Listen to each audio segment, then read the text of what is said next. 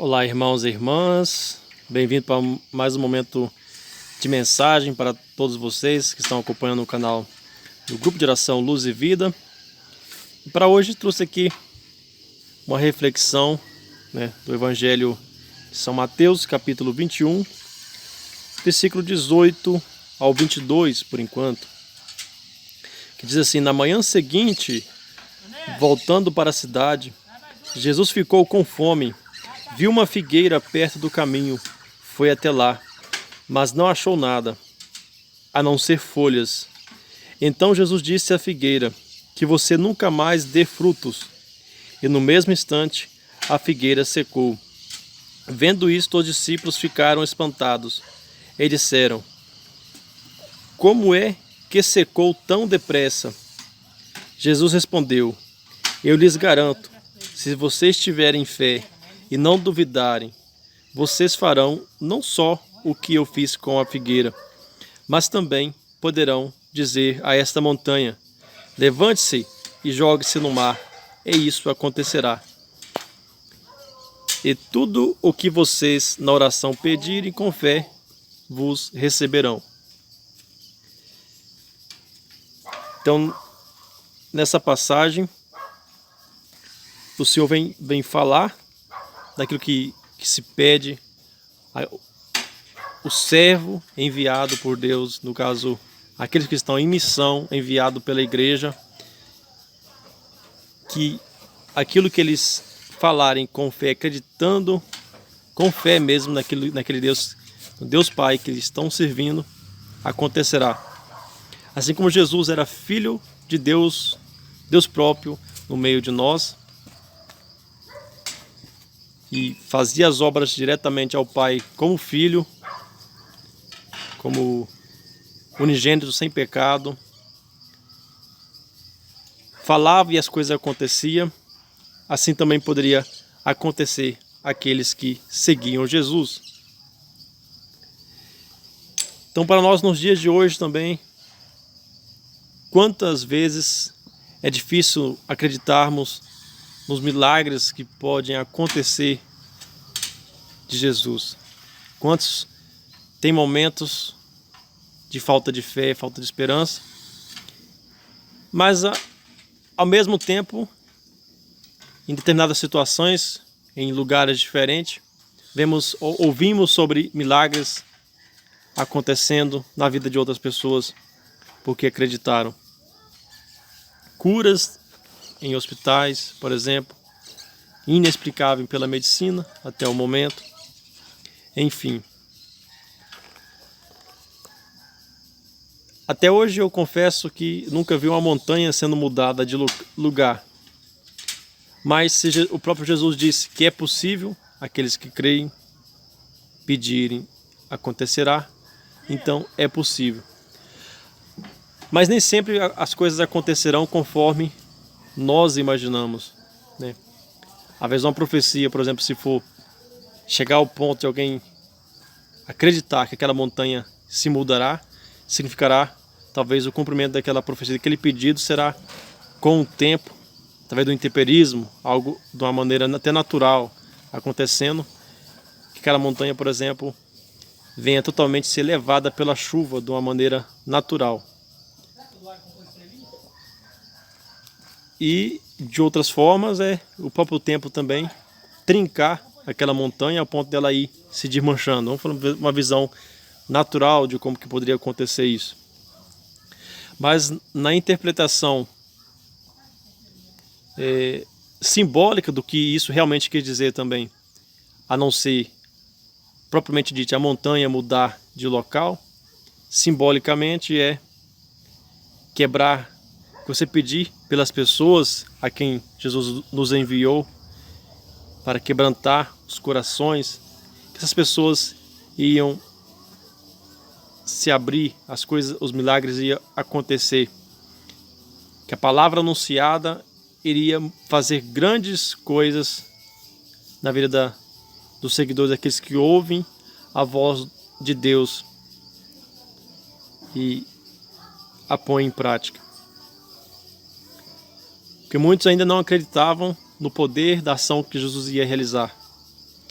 E esse talvez não foi uma situação planejada por Cristo de amaldiçoar não, de ordenar que aquela árvore nunca mais se frutifique, porque ela não alimentou o Filho do Criador, o Filho de Deus Pai, naquele momento. Então ela se secou até morrer, né, imediatamente. Mas ali, ao meu ver, minha capacidade de crença nesse aspecto da planta propriamente dita secar, Jesus ali era o próprio Criador, o próprio Filho do Criador, Filho de Deus falando, então ela secou instantaneamente. Que uma pessoa em estado de fidelidade alta também talvez poderia ocorrer. Mas não é isso o desígnio nosso de pedir para que plantas sequem e elas sequem. Na verdade, o nosso chamado para acreditarmos é pelo pedido das coisas boas, como a conversão de almas para Deus. Pessoas que não acreditam, que chegam ao ponto de acreditar. Pedir por essas pessoas e por aquelas que estão em caminhos difíceis, desviados da vontade de Deus, desviados do desígnio de adoração a Deus, em primeiro lugar, em suas vidas. Mais adiante no mesmo capítulo, no 23, Jesus volta ao templo depois desse acontecimento. Enquanto ensinava, os chefes dos sacerdotes, os anciãos do povo, se aproximavam e perguntavam: com que autoridade fazeis tais coisas? Com quem foi que te deu esta autoridade? Jesus respondeu: eu também vou fazer uma pergunta para vocês. Se responderem, eu também direi a vocês com que autoridade faço isso. De onde era o batismo de João Batista? Do céu ou dos homens? Mas eles raciocinavam entre si, pensando: se respondermos que vinha do céu, ele vai dizer: então por que não acreditaram em João? Se respondermos que vinha dos homens, temos medo da multidão, pois todos consideram João como um profeta. Eles então responderam a Jesus: não sabemos. E Jesus disse a eles: pois eu também não vou dizer a vocês com que autoridade faço estas coisas. Então, todos os ensinamentos que eram cativantes para toda a população que ouvia Jesus, como o ato forte que ele tinha de olhar para uma figueira e falar: tu não produzirá mais frutos, e ela morrer naquele momento porque ela não estava preparada para acolher o Filho de Deus, né? Não sabemos os detalhes por trás do mundo espiritual, até no que tange as plantas, né? De obediência, de servir a Deus, né? Como se houvesse um pensamento da natureza ligado com Deus para servir e saber qual o tempo que Jesus ia estar ali. Não temos essa compreensão se existe isso nessa natureza. Mas enfim, aconteceu, como nessa árvore seca aqui atrás. Estou fazendo um vídeo ao ambiente, por isso que tinha alguns mosquitinhos voando por aqui. Ao ambiente do quintal, nos fundos do quintal mesmo, pegando com as datas vizinhas aqui. E é isso, essa mensagem foi para trazer um pouco de esperança, um pouco de fé, né, nas obras que aqueles que acreditam podem realizar. Às vezes, a pessoa do missionário, às vezes ela naquele momento também não está com total crença, mas ele está realizando uma missão. Vem uma pessoa e pede uma oração, acreditando que aquele missionário, não por ele, mas pelo trabalho que ele está realizando em nome de Jesus, em nome da igreja, unidade com a igreja, que faz uma oração para aquela pessoa e vai ajudar aquela pessoa, mas não para agradecer homens e mulheres, mas para exaltar o nome de Deus, aquele que servimos, em nome de Jesus Cristo, Deus Pai, Deus Filho e Deus Espírito Santo, que é por eles toda a glória, toda a honra para sempre. E nesse tempo, venho também, através desse vídeo, despedir no quesito desse tempo de coordenação, de frente, da Renovação Carismática Católica.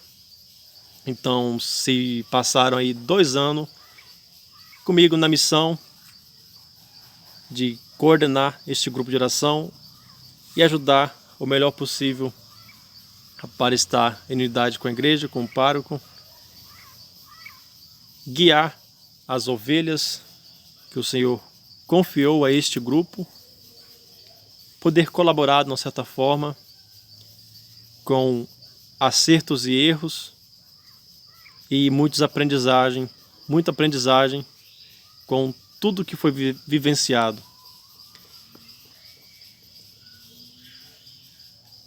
Não irei fazer aqueles momentos de orações como é feito nos grupos de oração, pois eu tenho desenvolvido um jeito mais desta forma de comunicar direto, dessa forma de refletir com as pessoas, mas falando nesse momento, então não teremos orações em línguas ou orações espontâneas no dia de hoje.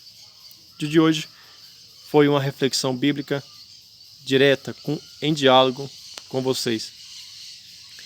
Então, nesse próximo ano, que estará coordenando o grupo de oração Luz e Vida em Colorado, a nossa serva e futura em janeiro, a partir de janeiro é a futura de hoje, em janeiro vai ser a atual coordenadora, a Rosilda Simões.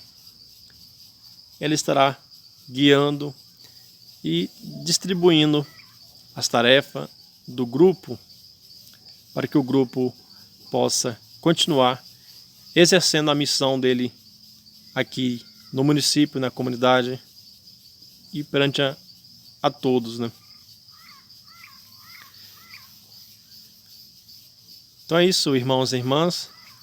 O grupo de oração, provavelmente em janeiro, se voltar ao normal, a pandemia, ou fevereiro, poderemos ter aí notícias melhores para ver, quem sabe, voltar os encontros presenciais.